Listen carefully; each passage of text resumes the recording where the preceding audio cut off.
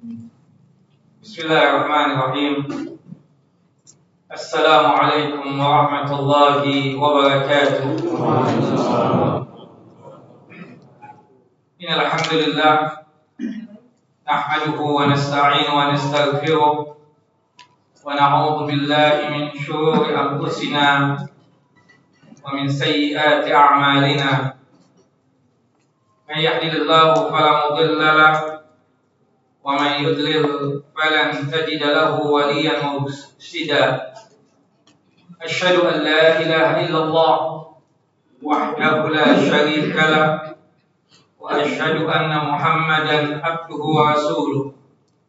Wa laqad qala Allah ta'ala fil Qur'anil 'azim, ya ayyuhalladzina amanu taqullaha haqqa tuqatih wa la tamutunna illa wa antum muslimun. Wa ba'd, wa bisahri sadri wa yassir li amri wa hlul 'uqdatam min lisani yafqahu qawli. Allahumma anfa'na bima 'allamtana wa 'allimna ma yanfa'una wa zidna 'ilma. Allahumma inna na'udzu bika min zawali ni'matika wa fuji'ati niqmatika wa tahawuli 'afiyatika wa jami'i sakhatika. Allahumma inna na'udzu bika min jahdil bala wa daraki syaqa wa su'il qada wa syamatatil a'da. Allahumma inna na'udzu bika min adzabi jahannam wa min adzabil qabr wa min fitnatil mahya wal mamat wa min syarri fitnatil masiihid dajjal. Ikhwani wa akhawati fid din, a'azani wa a'azakumullah. Bapak dan Ibu yang dimuliakan oleh Allah Jalla wa Ala, Majlis Taklim Masjid Nurul Ilmi yang satu lindungan dan penjagaan Allah Jalla Jalaluhu.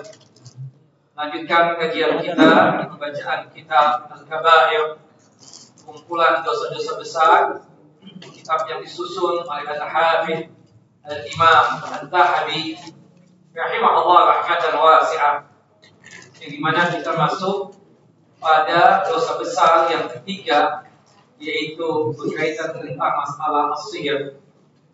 Al-kabiratu at-thalitsatu as-sihr. Bab ya tentang dosa besar yang ketiga, yaitu dosa besar sihir, yang dimana ini berkaitan erat tentang masalah apa yang harus kita hindari, sebagaimana yang disabdakan oleh Nabi kita Muhammad sallallahu alaihi wasallam di dalam satu hadis yang sahih, yang dimana Rasulullah SAW mengingatkan kepada kita tentang bahayanya sihir tersebut. Disebutkan di dalam hadis Abu Hurairah radhiyallahu anhu, semoga Allah Jalla wa Ala meridai beliau, qala Rasulullah sallallahu alaihi wasallam, Rasulullah sallallahu alaihi wasallam bersabda, ijtanibus sab'al mubiqat, jauhilah oleh kalian 7 dosa yang bisa membinasakan kalian. Qalu ya Rasulullah wa ma hunna? Para sahabat bertanya, 7 dosa besar yang bisa membinasakan kita itu apa? Salah satunya yang disebutkan oleh Nabi SAW adalah as-sihr, yaitu dosa besar sihir. Dan itu dikuatkan di dalam firman Allah Jalla Jalaluhu, di mana Allah Jalla Jalaluhu berwanti-wanti akan bahaya dari dosa sihir ini, sebagaimana yang Allah Jalla wa Ala sebutkan di dalam surah Al-Baqarah, surah yang kedua ayat 102.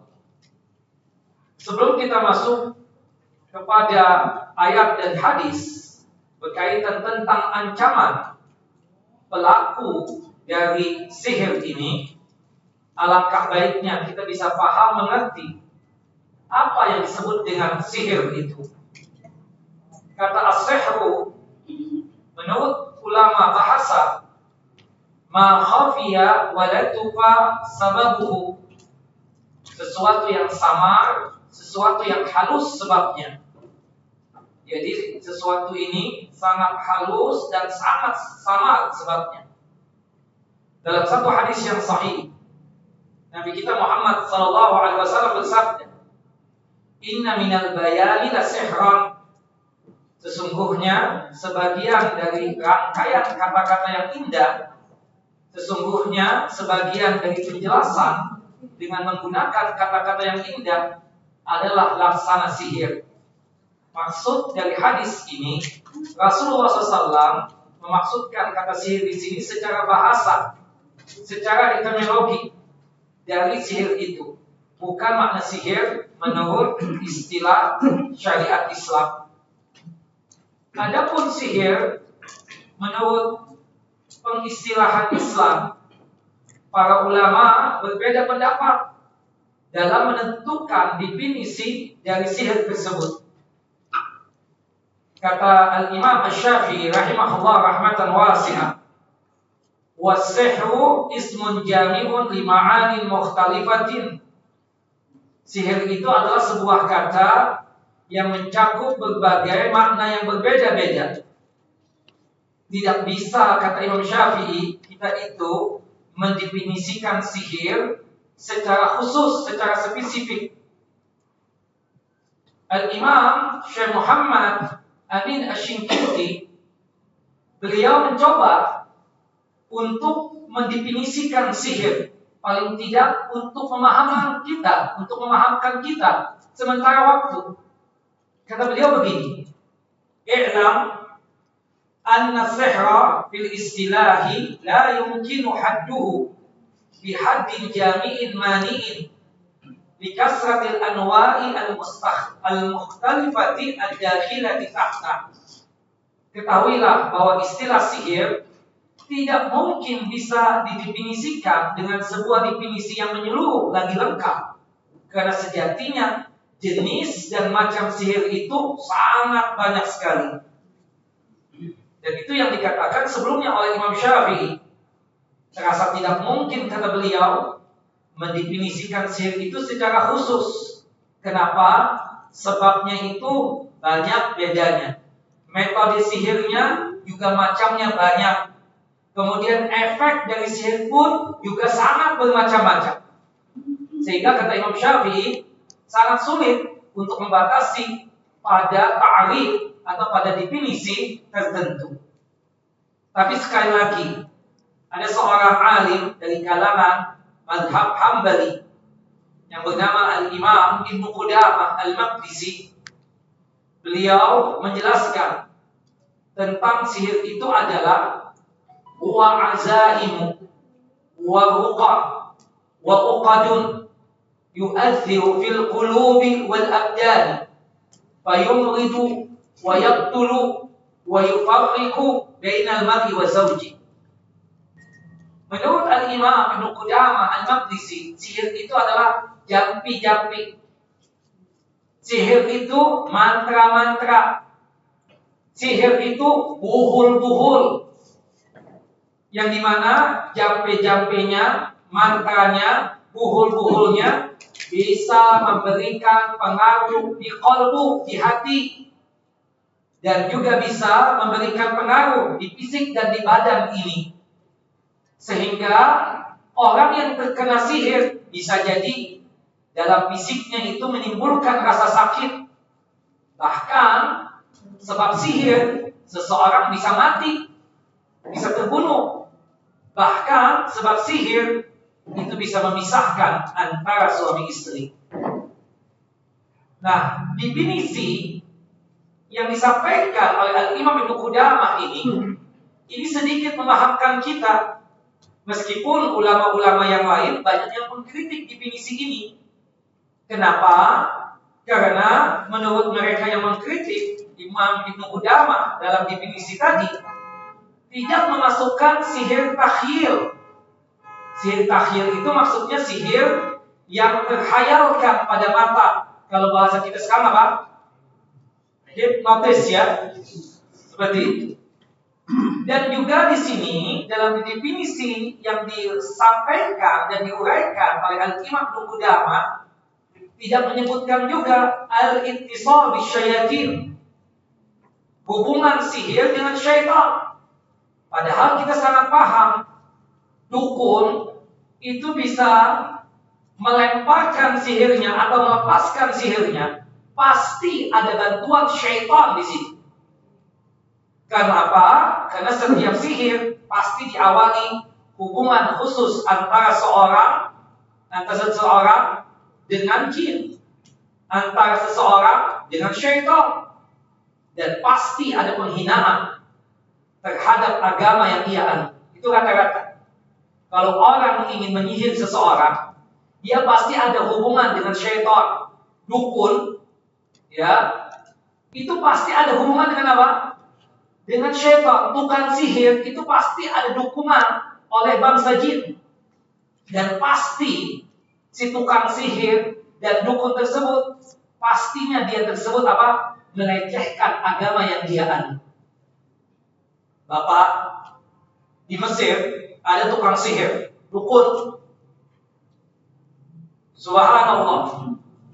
Ini dukun bisa terbang kayak Superman, sehingga membuat orang kampung, orang yang ada di daerahnya terkaget-kaget, takjub, dan juga setengah takut dengan itu dukun. Bisa terbang. Bayangkan. Tapi apa yang terjadi ketika dia meninggal dunia? Ini dukun, ini tukang sihir, rumahnya besar, kamarnya banyak.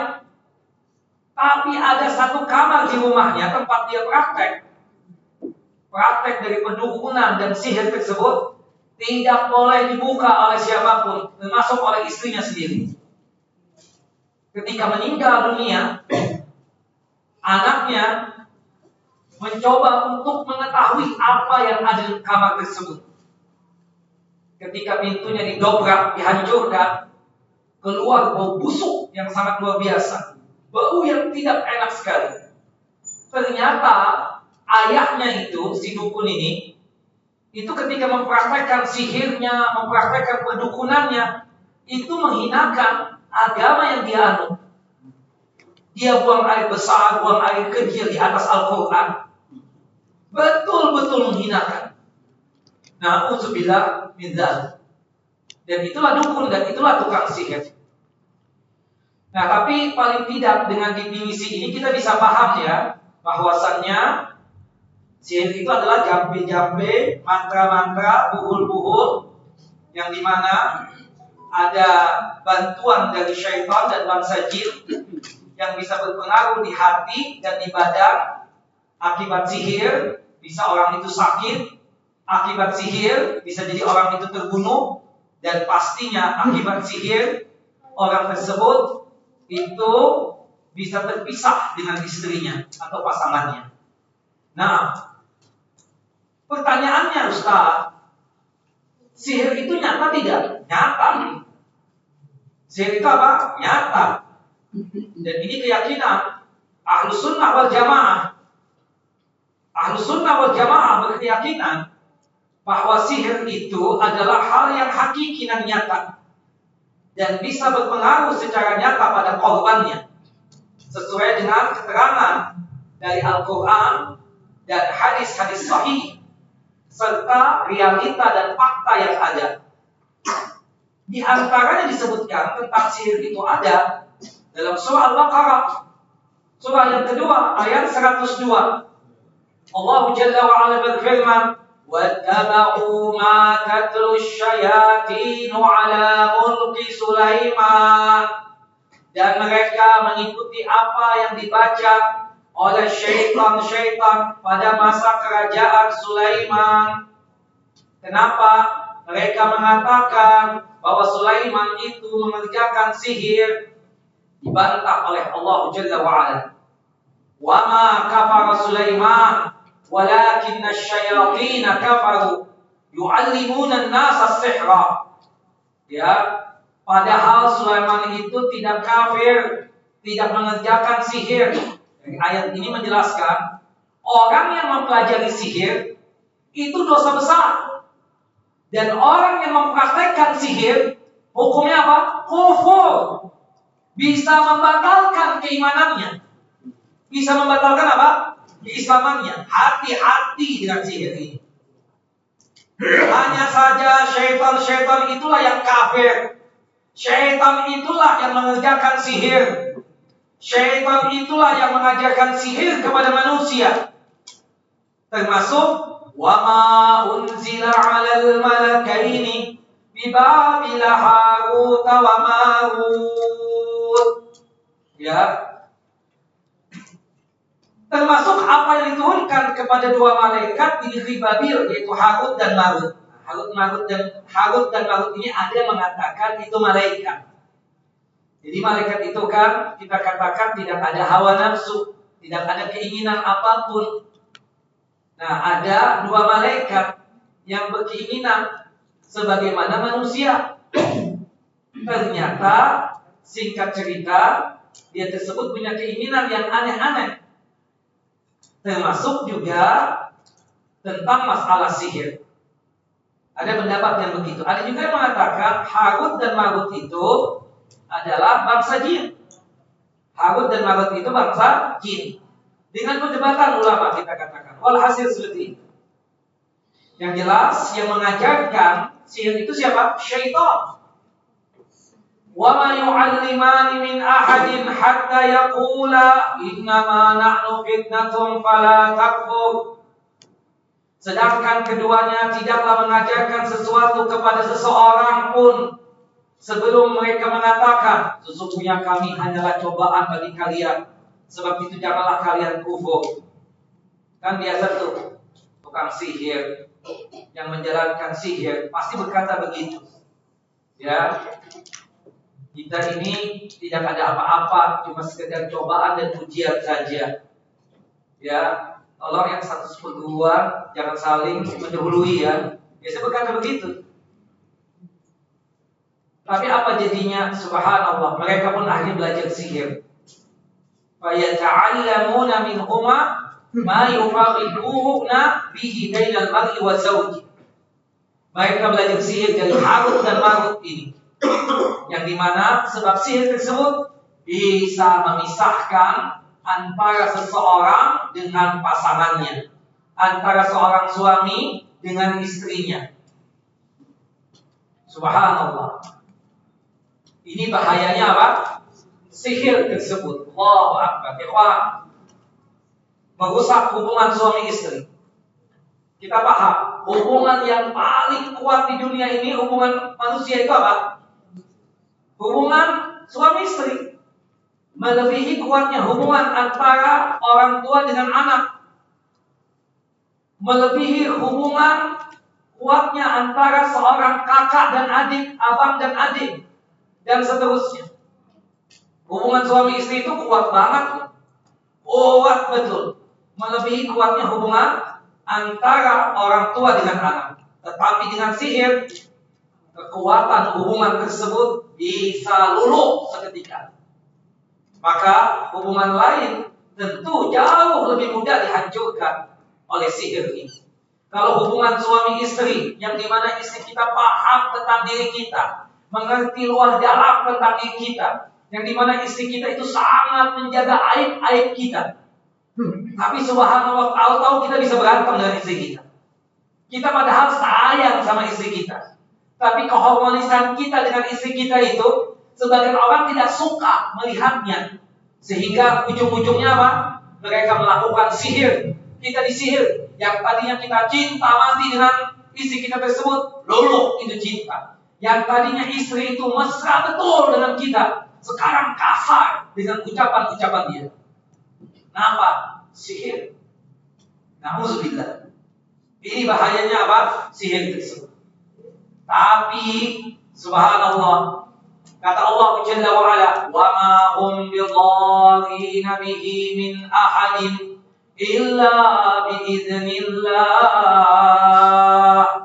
Dan mereka itu, yaitu para ahli sihir, tidak bakalan mampu memberikan mudarat, tidak bakalan mampu untuk memberikan celaka dengan sihirnya kepada seorang pun, kepada siapapun, kecuali sihir itu bisa sampai kepada seseorang semua atas izin Allah Jalla wa'ala.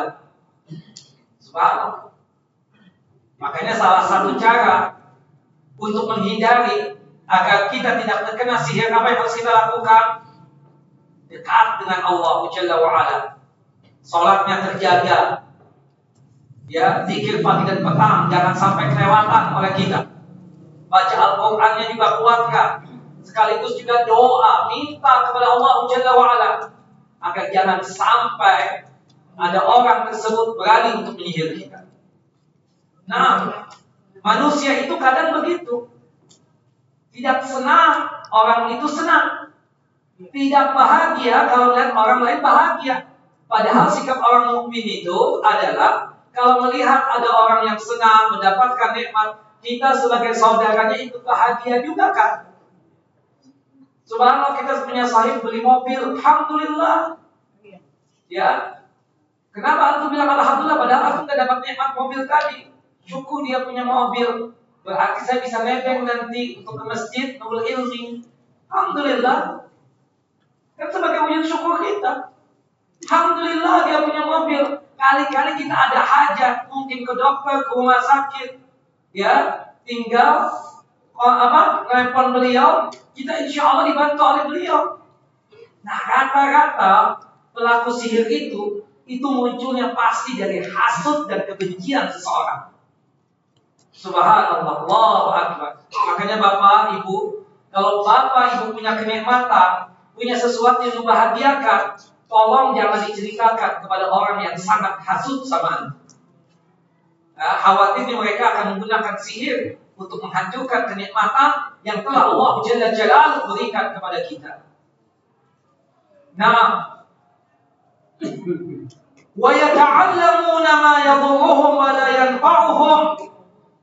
Mereka mempelajari sihir, sesuatu yang bisa mencelakakan, ya, mereka dan tidak memberikan manfaat untuk mereka.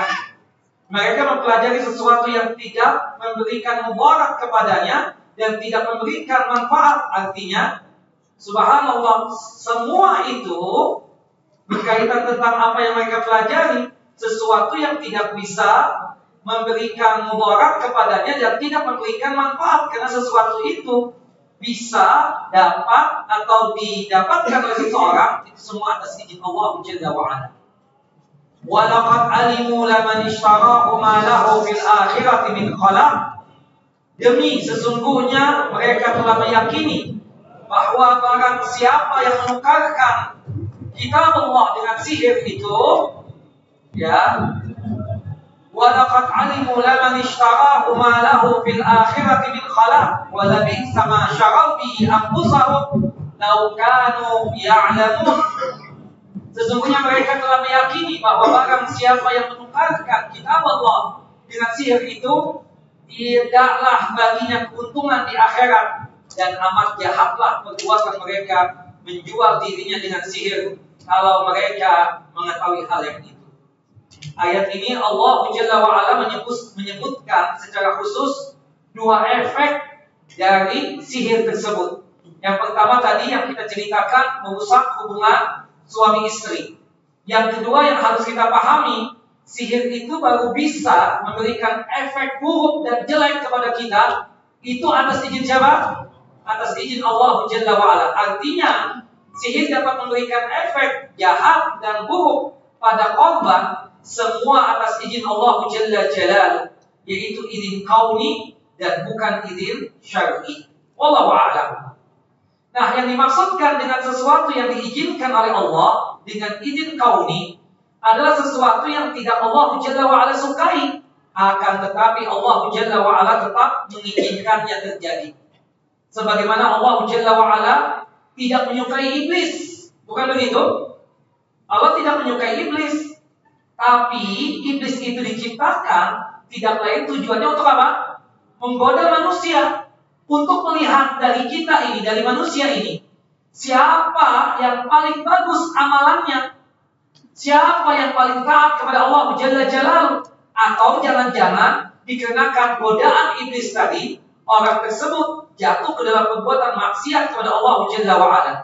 Nah, penciptaan iblis itu kita katakan adalah sifatnya izin kauni. Ya, sesuatu yang harus terjadi. Yang sebenarnya Allah Jalla wa'ala tidak menyukai yang demikian. Ya, beda dengan izin syar'i. Allah menciptakan ya para anbiya, para nabi. Selain di situ ada izin kauni, di situ pun juga ada izin syar'i. Kenapa? Karena Allah Jalla wa'ala ya menyukai para anbiya, mencintai para nabi dan para rasul. Allah wa'ala bisawab. Nah, dari ayat ini menunjukkan bahwasanya sihir itu apa? Nyata.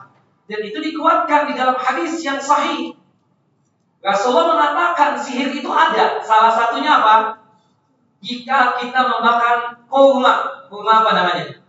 Kurma ajwa. Ya.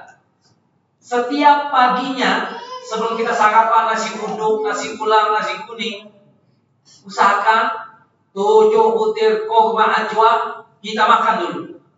Supaya apa? Supaya di hari itu kita tidak terkena racun dan tidak terkena apa? Sihir. Hadisnya sahih. Dikeluarkan oleh Imam Bukhari dalam kitab sahih beliau pada nomor hadis 5769 dan hadis dikeluarkan oleh Imam Muslim dalam kitab sahih beliau pada nomor hadis 2047. Qala Rasulullah sallallahu alaihi wasallam. Rasulullah sallallahu alaihi wasallam bersabda, "Man tasabbaha bi sab'i tamaratin ajwatan." Barang siapa yang mengkonsumsi 7 butir kurma ajwa di pagi harinya sebelum dia sarapan, pastikan Bapak dan Ibu syaratnya itu apa? Sebelum kita makan apa-apa, entah kue, entah makanan, entah nasi goreng, nasi kuning, usahakan makan dulu 7 butir kurma. Dengan kita memakan 7 butir kurma tersebut, la yadharru dzalika al-yawma summun wala sihrun. Maka pada hari itu ia tidak akan terkena racun dan tidak bakalan terkena sihir. Dalam hadis ini Rasulullah SAW menggandengkan antara racun dan sihir. Sebagaimana racun punya efek nyata, demikian juga sihir punya efek apa? Nyata juga. Berarti sihir itu ada tidak? Ada. Subhanallah, ada. Ada pasangan suami istri, Pak, 7 tahun gak punya anak. Ternyata ada yang demen dengan istrinya. Subhanallah. Rupanya istrinya tersebut disihir di bagian perutnya. Sehingga, maaf ya, air mani itu tertahan. Bisa seperti itu Ustaz. Wallahu a'lam. Ini yang dikatakan oleh mereka itu. Tapi setelah diruqyah pasangan tersebut dan sihirnya tersebut hilang, Allahu Akbar, sekarang alhamdulillah sudah punya anak. Artinya apa? Memang sihir itu nyata. Dan itu pernah terjadi kepada siapa? Nabi kita Muhammad SAW. Disihir oleh siapa? Labid bin A'sam al-Yahud. Ya, Labid bin A'sam seorang Yahudi. Ketika itu Rasulullah didatangi oleh 2 malaikat sebagaimana diceritakan oleh Ibunda Aisyah radhiyallahu anha, yang dimana Rasulullah SAW disihir oleh seseorang dari kalangan Bani Suraiq. Bani Suraiq ini dari kalangan Yahudi yang bernama Labid bin A'sam, yang menyihir Rasulullah SAW sehingga beliau merasakan melakukan sesuatu yang tidak dilakukannya. Jadi maaf ya ibu-ibu, Rasulullah itu kan banyak istri. Rasulullah itu merasa, istri ini kayaknya belum datang nih. Datang hari ke sana. Besoknya begitu lagi. Belum datang kayaknya. Ke sana lagi. Padahal bukan gilirannya.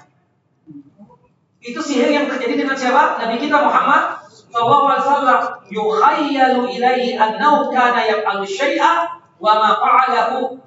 Ya, beliau merasa melakukan sesuatu yang tidak dilakukan oleh beliau.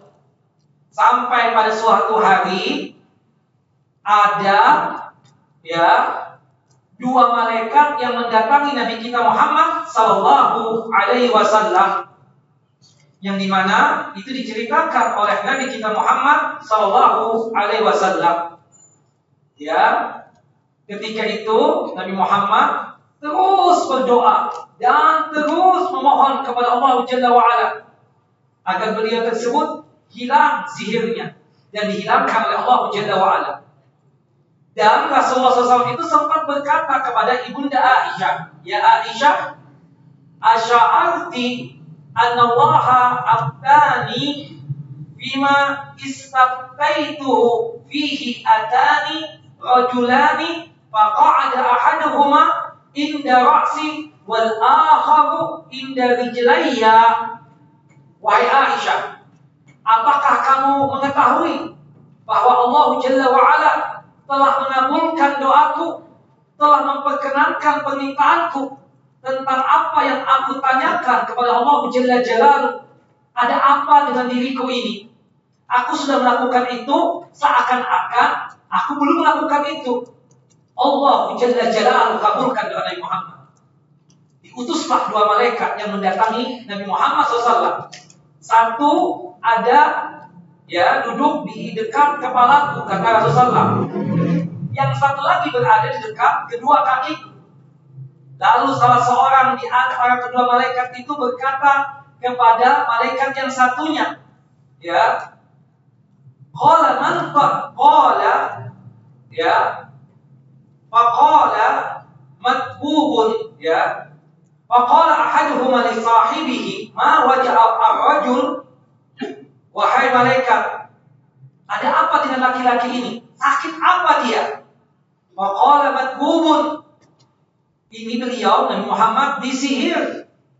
Qala man tabbahu? Man tabbahu? Siapa yang menyihirnya? Qala Labid ibn al-A'sam. Qala fi ayyi syai'in? Bagaimana Labid bin A'sam itu menyihir Nabi Muhammad SAW? Qala fi mustin wa musafatin wa jubbi tal'in nakhlatin lakarin. Nabi Muhammad tersebut disihir oleh Labid bin A'sam dengan sisir dan rontokan rambut Nabi Muhammad ketika disisir dengan menggunakan mayang kurma jantan. Kemudian malaikat yang satu ini bertanya lagi kepada malaikat yang lainnya yang berada bersama dia. Wa aina huwa? Sekarang itu bekas rambutnya Nabi itu ada di mana? Diletakkan di mana oleh Labid bin A'sam tersebut? Qala fi bi'rin Zakwan. Itu sihirnya yang berwujud rambut Nabi Muhammad atau rontokan rambut Nabi Muhammad dengan dicampur mayang kurma jantan itu berada di sumur Zakwan yang ada di kota suci Madinah. Kemudian setelah diruqyah oleh dua malaikat ini, Rasulullah SAW mendatangi sumur itu bersama beberapa orang sahabat. Setelah kembali beliau berkata, "Wahai Aisyah, seakan-akan airnya berwarna merah seperti perasan daun pacar dan ujung dahan pohon kurma yang berada di dekat yang berada di dekatnya seakan-akan seperti kepala syaitan." Kami melihat itu. Sumurnya masih terbuka, tapi sumur yang sudah tidak digunakan lagi airnya. Nabi melihat itu air warnanya merah. Itu persis seperti perasan pacar. Tahu? Kalau kita mau semir rambut, pacar itu henna, itu kan merah banget Kalau yang white merah warnanya. Airnya yang ada di sumur itu sudah merah. Dan ujung daun pohon kurma yang berada di dekat sumur tadi itu sudah berubah kondisinya. Seakan-akan di tempat tersebut seperti ada kepala syaitan, kata Nabi Muhammad. Kemudian ibunda Aisyah radhiyallahu anha bertanya kepada Rasulullah, "Qultu ya Rasulullah, afala istakhrajatahu?" Wahai Rasulullah, kenapa antum tidak mengeluarkannya dari sumur tersebut? Tidak meminta agar benda tersebut dikeluarkan saja untuk dihancurkan. Qala Rasulullah SAW. Rasulullah SAW kemudian menjawab, "Qad afanillahu." Aku telah disembuhkan oleh Allah Jalla wa'ala. Artinya sihir itu sudah tidak ada lagi bersamaku. Fakarihtu an usawwira 'ala an-nasi fihi syarra fa amara biha fadufina. Ya, kata Nabi kita Muhammad sallallahu alaihi wasallam bahwasannya Allah Jalla wa Ala telah menyembuhkan aku dan aku tidak ingin hal tersebut memberi pengaruh jelek dan buruk kepada umat manusia nantinya. Maksudnya apa? Maksud daripada hadis ini, Rasulullah khawatir jika umat ini merasa ketakutan yang luar biasa terhadap sihir ini. Maka oleh sebab itu Rasulullah memerintahkan para sahabatnya untuk apa? Menutup itu sumur. Tidak difungsikan lagi. Wallahu a'lam bissawab. Nah, dari sini kita katakan, Bapak dan Ibu, kalau kita mendapatkan benda-benda aneh yang ada di rumah kita, yang bukan milik kita, kemungkinan besar kita sedang ada ancaman sihir dari seseorang. Maka alangkah baiknya itu benda-benda kita kuburkan di tanah atau kita bakar. Wallahu a'lam bissawab.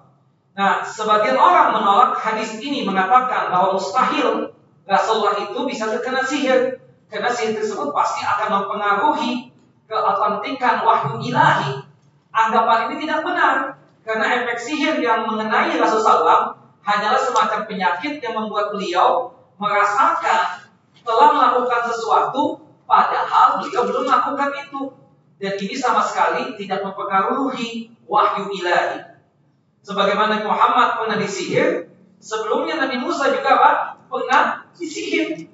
Sebagaimana yang Allah Jalla wa Ala abadikan dalam surah Toha, ya, surah yang ke-20 ayat 66 sampai 67. Yang dimana Allah Jalla wa Ala berfirman, qala bal alqaw.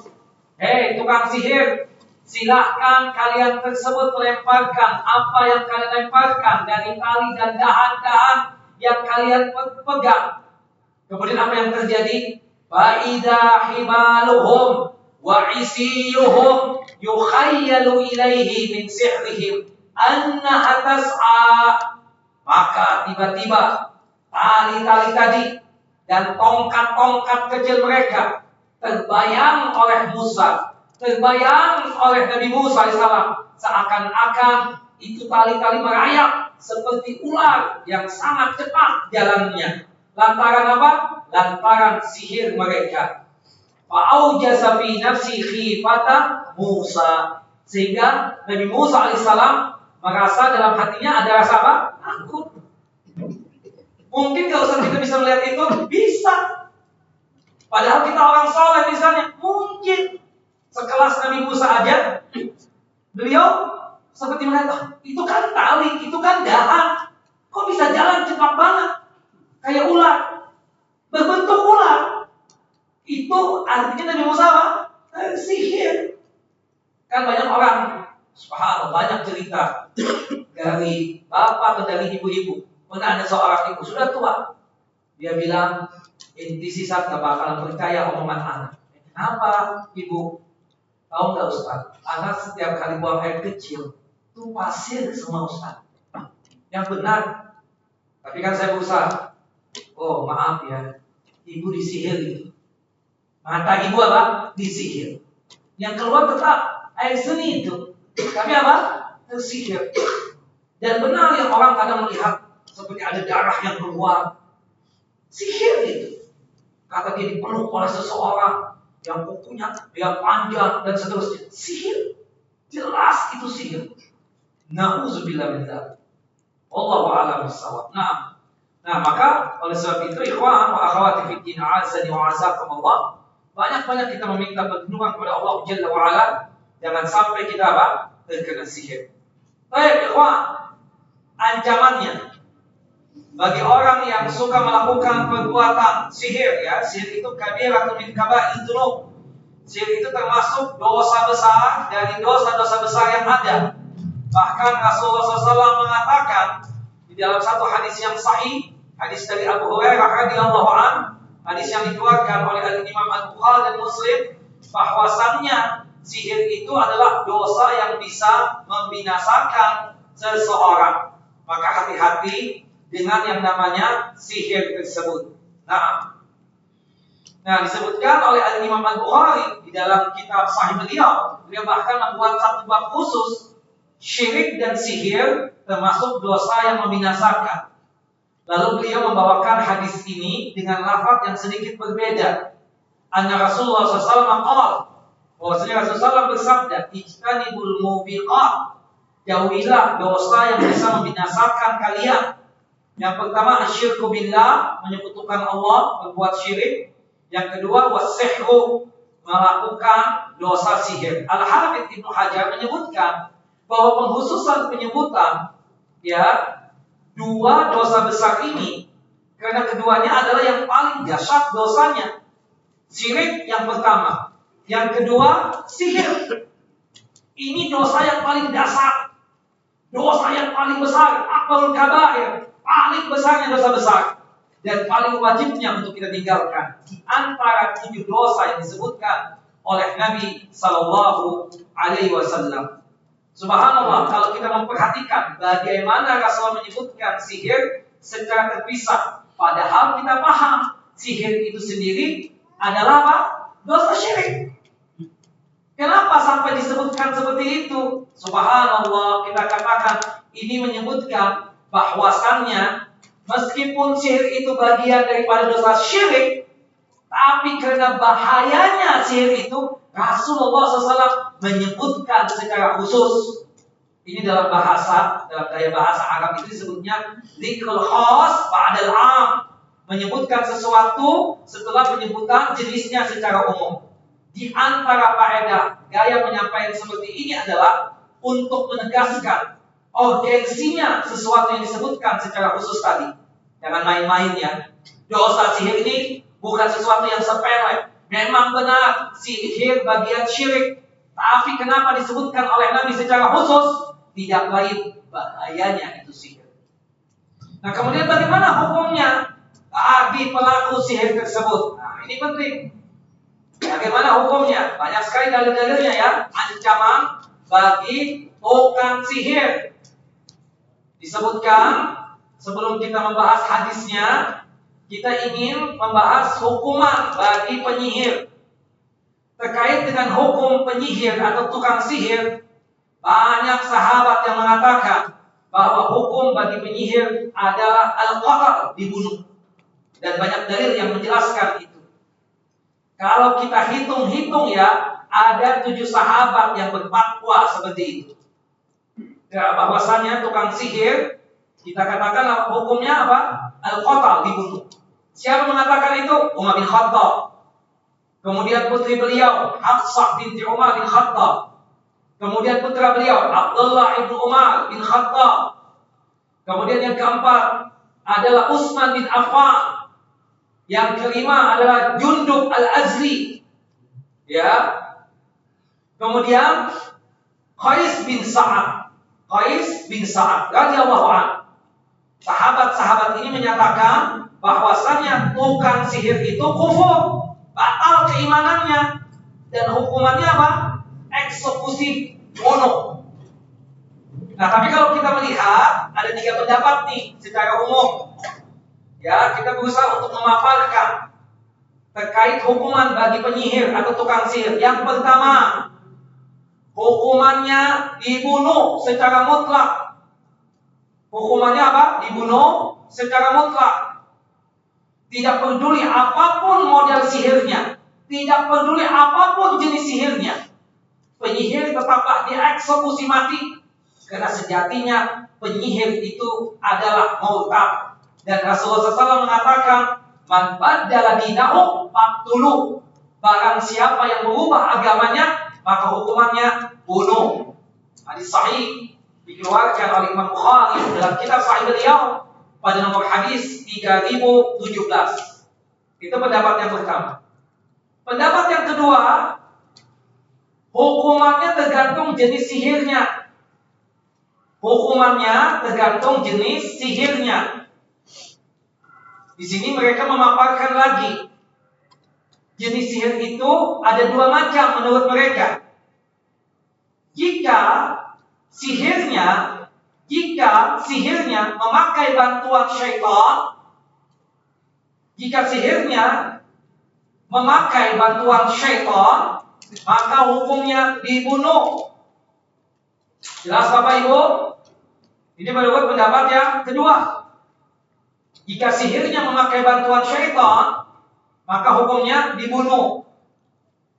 Yang kedua jenisnya, kata pendapat yang kedua ini, jika sihirnya tidak memakai bantuan syaitan, maka dirinci menjadi dua bagian lagi. Jelas ya? Pelan-pelan nih. Pendapat yang kedua mengatakan hukumannya tergantung jenis sihirnya. Menurut pendapat yang kedua, jenis sihir itu ada dua. Ada sihir yang memakai bantuan syaitan. Ada sihir yang tidak memakai bantuan syaitan. Menurut pendapat yang pertama ini, pendapat yang kedua ini, jika sihirnya memakai bantuan syaitan, maka hukumannya apa? Bunuh. Eksekusi mati. Tapi kalau yang kedua, jika sihirnya tidak memakai bantuan syaitan, maka dirinci lagi menjadi dua rincian. Dirinci lagi menjadi dua rincian. Rincian yang pertama, atau penjelasan yang pertama, jika sihirnya menyebabkan orang lain mati, maka dia dibunuh. Jelas ya? Jadi sebab sihir dia, meskipun sihirnya tidak ada bantuan dari syaitan ataupun bangsa jin, tapi sebab sihir yang dia lemparkan, yang dia praktekkan, mengakibatkan seseorang meninggal dunia, maka hukumannya apa? Eksekusi mati. Jelas? Sedangkan yang kedua rinciannya, jika sihir yang tidak bantuan syaitan tadi tidak sampai menyebabkan orang lain mati, maka hukumannya tidak dibunuh. Diserahkan kepada hukumah atau kepada pemerintah. Wallahu a'lam bishawab. Jelas? Pendapat yang kedua Bapak-bapak? Jelas ya? Pendapat yang ketiga sebelum azan Isya. Hukumannya dikembalikan kepada pemerintah. Hukumannya dikembalikan kepada pemimpin kita, kepada penguasa, kepada pemerintah. Dia dihukumi sebagai orang zindik dan dihukumnya jadi hukumannya ditentukan oleh pemerintah. Orang yang sihir itu kan kufur, zindik, ya. Orang zindik tersebut, ya, dia tersebut adalah seseorang yang berstatus muslim namun menampakkan kekufuran atau melakukan perbuatan yang menunjukkan kebencian terhadap Islam. Kan kita lihat tuh ada orang-orang ngakunya muslim, tapi perbuatan-perbuatan dia apa? Kekufuran. Gak senang banget dengan ajaran Islam. Munafik. Tapi yang lebih keren untuk membahasakan mereka itu, untuk menyebutkan mereka apa? Zindiq. Zindiq. Dia mengaku muslim. Nah, banyak tuh kalau kita lihat di televisi tuh. Duh Allah, muslim banget.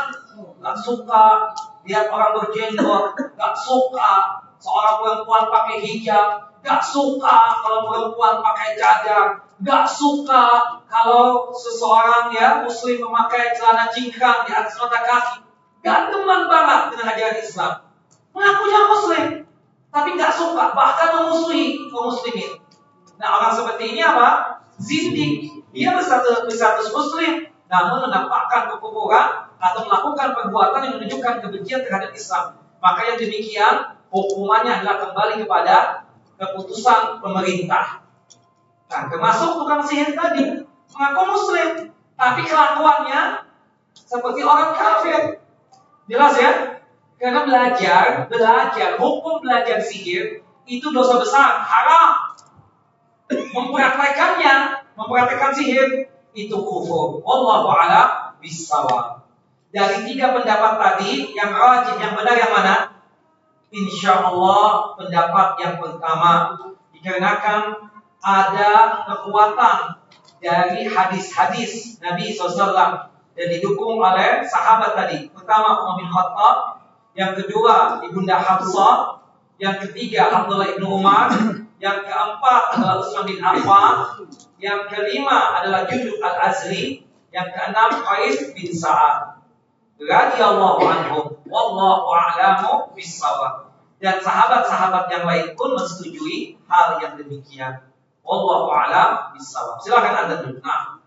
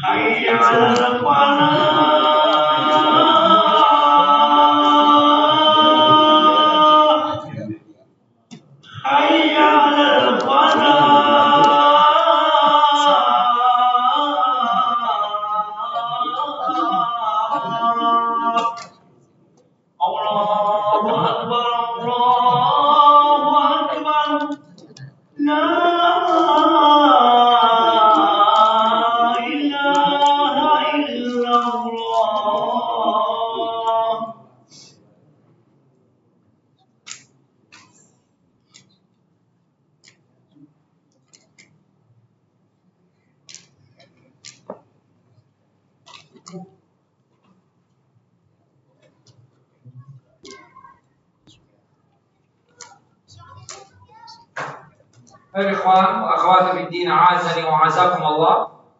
Kita masuk kepada ayat dan hadis yang berkaitan tentang pelaku sihir ini. Apa ancamannya? Disebutkan di dalam firman Allah Jalla wa Ala dalam surah Al-Baqarah, surah yang kedua ayat 102. Allah Jalla wa Ala berfirman, "Wa laqad 'alimu laman ishtarahu ma lahu bil akhirati min khalaq." Demi Allah, sesungguhnya orang-orang Yahudi itu telah meyakini bahwa barang siapa yang menukarkan kitab Allah dengan sihir itu, tidaklah baginya keuntungan di akhirat kelak. Ayat ini Bapak dan Ibu menegaskan bahwa pelaku sihir itu kafir, karena hanyalah orang kafir yang tidak akan meraih keuntungan sedikit juga pun di akhirat. Seorang penyihir pasti telah bekerja sama dengan syaitan, dan syaitan tidak akan mau bekerja sama dengannya kecuali jika ia telah mengagungkan syaitan tersebut dan menghambakan diri kepada syaitan, atau menghinakan agama yang ia peluk atau yang dia anut, sebagaimana cerita kita tentang tukang sihir dari Mesir itu. Demikian pula Allah Jalla wa'ala menyebutkan bahwa penyihir itu mengikuti apa yang dibaca oleh syaitan, dan ini juga menunjukkan kekufuran mereka. Karena rata-rata tukang sihir atau dukun yang menyihir seseorang pasti minta bantuan syaitan, dan syaitan itu ingin si tukang sihir ini atau dukun ini menjadi hambanya, sehingga apapun yang diperintahkan oleh bangsa jin dan syaitan tersebut, si tukang sihir ini mau saja, meskipun dia kufur kepada Allah Jalla wa'ala, meskipun dia tersebut menghinakan agama yang dia anut sekalipun. Dan itu yang dikatakan oleh Allah Jalla wa'ala di dalam surah Al-Baqarah ayat 102 ini. Nah, kemudian disebutkan pada ayat 103-nya Allah Jalla wa'ala berfirman dari surah Al-Baqarah, "Walau annahum amanu wattaqau lamathubatun min 'indillahi khairun law kanu ya'lamun." Seandainya mereka beriman dan bertakwa kepada Allah Jalla wa'ala, niscaya mereka akan mendapatkan pahala. sesungguhnya pahala di sisi Allah adalah lebih baik kalau mereka mengetahui. Ini jelas sekali menunjukkan bahwasannya para pelaku sihir atau para penyihir tidaklah beriman kepada Allah Jalla wa'ala. Ini penegasan. Hati-hati. Mempelajari sihir haram, dosa besar. Mempraktekkan sihir atau jadi tukang sihir itu kufur, murtad. Ayat 103 dari surah Al-Baqarah ini lebih menegaskan bahwasannya tukang sihir itu tidaklah beriman kepada Allah Jalla wa'ala. Kekafiran para tukang sihir ini juga ditegaskan oleh Allah Jalla wa'ala di beberapa ayat. Di antaranya dalam surah Yunus, surah yang ke-10, ayat 77. Surah Yunus, surah yang ke-10, ayat 77. Wala yuflihus sahirun. Dan para penyihir itu tidaklah mendapatkan keberuntungan sama sekali, dunia ataupun akhirat. Akhirat apa lagi? Dalam surah Thaha, surah yang ke-20, ayat 69, Allah Jalla wa'ala juga berfirman, wala yuflihus sahiru haitsu ata. Dan tidak akan sukses dan beruntung tukang sihir itu. Dari mana saja ia datang, tidak bakalan sukses, tidak bakalan beruntung. Para ahli tafsir mengatakan bahwa ditiadakannya keberuntungan, yaitu al-falah, untuk seseorang menunjukkan kekafiran orang tersebut. Kalau ada seseorang disebutkan di dalam Al-Quran, dia itu tidak beruntung, dia itu tidak memiliki al-falah, berarti dia tersebut apa? Kafir. Karena keberuntungan kita itu jika kita beriman, jika kita bertakwa kepada Allah Jalla wa'ala, puncaknya nanti di akhirat mendapatkan jannah dan surganya Allah Jalla Jalal. Dan itu bersesuaian dengan firman Allah Jalla wa'ala dalam surah Al-Mu'minun ayat 117. Wa may yad'u ma'allahi ilahan akhar la burhana lahu bihi fa innama hisabuhu 'inda rabbih innahu la yuflihul kafirun.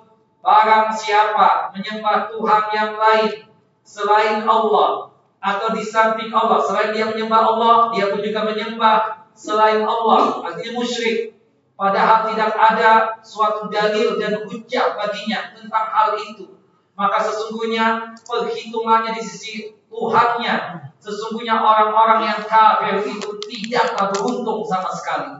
Nah, kata-kata seseorang, ya, kalau di dalam Al-Quran ada seseorang diberikan stempel oleh Allah Jalla wa'ala tidak beruntung, berarti dia apa? Kafir. Nah, termasuk tadi tukang sihir.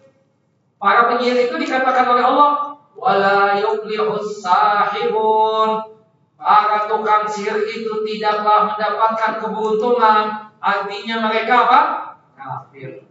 Wallahu a'lam bissawab. Nah, di dalam hadis ya Rasulullah SAW juga mengingatkan tentang bahaya sihir tersebut dan ancamannya luar biasa. Termasuk juga apa yang dikatakan oleh Rasulullah SAW berikut ini. Ya, hadis ini dari Jundub an Rasulullah qala, ya, qala Rasulullah sallallahu alaihi wasallam, Rasulullah sallallahu alaihi wasallam bersabda, haddus sahiri darbatun bisayf.